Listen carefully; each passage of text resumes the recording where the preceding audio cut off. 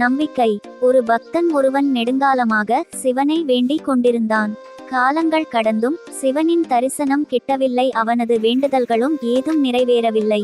கோபம் கொண்ட அவன் சைவத்தில் இருந்து வைணவத்திற்கு மாறி விஷ்ணுவை வழிபட ஆரம்பித்தான். சிவன் சிலையை தூக்கி பரன் மேல் வைத்து விட்டு புதிய விஷ்ணு சிலையை வைத்து பூஜை செய்ய ஆரம்பித்து சாம்பி ராணி ஊதுவத்தி ஏற்றினான். நறுமணம் அறை முழுவதும் பரவியது. நறுமணத்தை உணர்ந்த அவன் பரன் மீது ஏறி சிவன் சிலையின் மூக்கை துணியால் கட்டினான். சிவன் அந்த நறுமணத்தை நுகரலாகாது என எண்ணி கட்டிய அடுத்த நொடி சிவன் அவன் கண்முன் தரிசனம் தந்தார். வியந்து போன அவன் சிவனிடம் கேட்டான், இத்தனை நாட்கள் உன்னை பூஜித்த போது காட்சியளிக்காத நீ இப்பொழுது காட்சி தருவது ஏன்? பக்தா, இவ்வளவு நாட்கள் நீ இதை வெறு சிலையாக நினைத்தாய். இன்றுதான் இந்த சிலையில் நான் இருப்பதை முழுமையாக நம்பினாய்.